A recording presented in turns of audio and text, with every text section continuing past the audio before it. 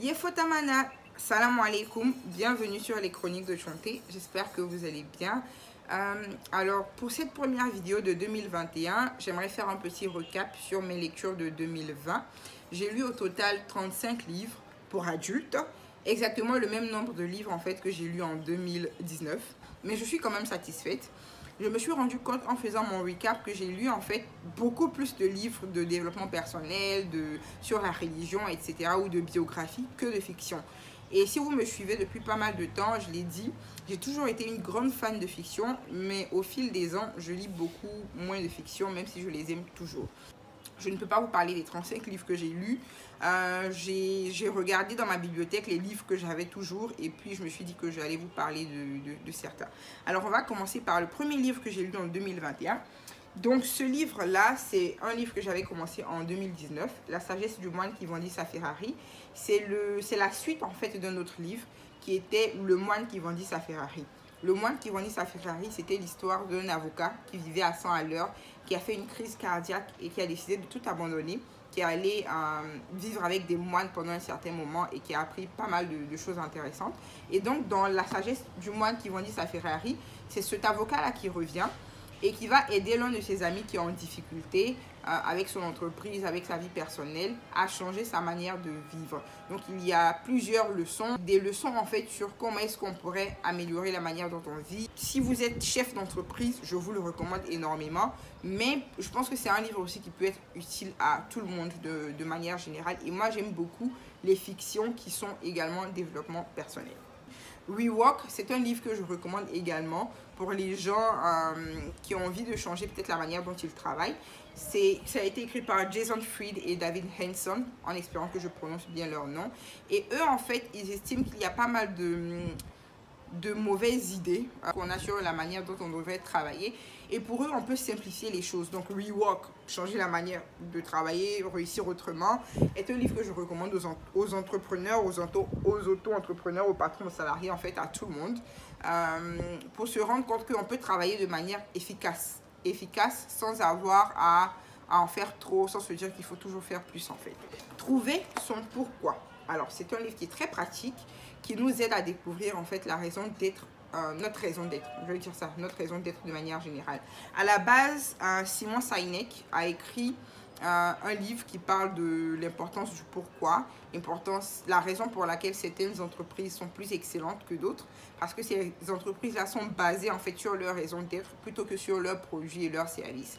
Donc pour lui, si chaque être humain découvre pourquoi est-ce que il est sur la terre, en fait, ça va l'aider à savoir comment faire pour atteindre ses objectifs.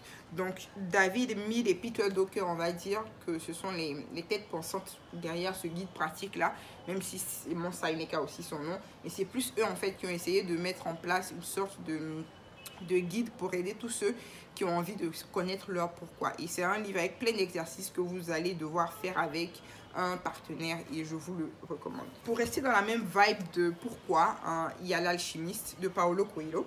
La première fois que je l'ai lu, franchement, j'ai pas accroché et je ne comprenais pas du tout la hype qu'il y avait autour de ce livre. Mais on va dire que quand je l'ai relu cette année, j'étais de meilleures dispositions. Et franchement, la couverture est magnifique, quoi. C'est l'histoire, en fait, d'un berger qui part à la quête d'un trésor et qui va apprendre plein de magnifiques leçons pendant son trajet, qui va découvrir l'amour. Et c'est un livre que je recommande aux gens qui ont un rêve, qui ont envie de poursuivre un rêve, mais qui ont des doutes, ou des gens qui se cherchent un peu, toujours un peu dans la même ligne que le pourquoi, qui ont envie de savoir, en fait, pourquoi est-ce qu'ils sont sur la terre, qui se posent plein de questions, en fait, par rapport à leur but ultime. Donc je vous recommande, vous allez peut-être découvrir votre légende personnelle si vous lisez L'Alchimiste. Il y a ensuite Le Prophète de Khalil Gibran. Pareil, j'ai pas accroché la première fois et puis j'ai vu cette magnifique couverture à la FNAC et je ne pouvais pas résister. Alors Le Prophète, c'est un livre, quand on le voit comme ça et qu'on voit le nom Khalil Gibran, on s'attend à ce que ce soit un livre islamique, mais ce n'est pas le cas. C'est un livre spirituel et Khalil Gibran d'ailleurs n'était pas musulman. C'est l'histoire en fait d'un prophète qui a vécu pendant longtemps dans une cité et qui doit repartir chez lui.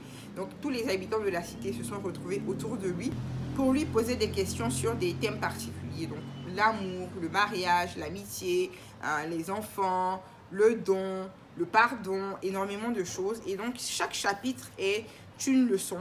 Ici, on parle de la mort, par exemple. Chaque chapitre est plein de conseils, en fait, sur ces différents thèmes-là. Et je trouve que c'est un livre qui fait du bien au cœur, qui fait du bien à l'âme. Et je vous le recommande, il se lit très facilement, très rapidement. Ensuite, les 4 accords Toltec, The Four Agreements de Don Miguel Ruiz. C'est un livre que j'ai reçu de l'une de mes cousines, Sally. Et encore une fois, je n'ai pas accroché. Et je l'ai relu cette année parce que j'étais dans de meilleures dispositions. Et je l'aime beaucoup. Donc, c'est 4 leçons, 4 principes de vie en fait que Don Miguel partage avec nous, qui pourraient nous aider à mieux vivre. Par exemple, l'un des accords, le premier accord, c'est d'être impeccable avec sa parole, de faire attention à ce qu'on dit, à ce qu'on se dit à nous-mêmes et à ce qu'on dit aux autres, parce que la parole est un outil très puissant qui influence énormément. Il y a l'accord donc de ne rien prendre de manière personnelle, parce que quand on prend les choses trop à cœur, quand on se dit que tout ce qui se passe est en rapport avec nous-mêmes, on a tendance en fait à comment dire ça, à se détruire et à laisser tout nous influencer. Donc, don't take anything personal. J'ai beaucoup aimé cet accord-là. Il y a un accord qui dit don't make assumption, ne faites pas de suppositions. Par exemple, quelqu'un se comporte d'une manière précise avec vous et vous vous dites ah, c'est parce que celui-là ne m'aime pas, c'est parce que ci et ça. Pour lui, le mieux c'est de partir poser la question aux gens en fait, plutôt que de faire des suppositions. Et le 4e accord que j'adore, c'est always do your best. Peu importe la situation, toujours faire de son mieux. Parce que même si vous échouez, au moins vous aurez la satisfaction de savoir que vous avez fait de votre mieux. Donc j'aime beaucoup ce livre-là et je vous le recommande aussi. Les 4 accords Toltec de Don Miguel Ruiz.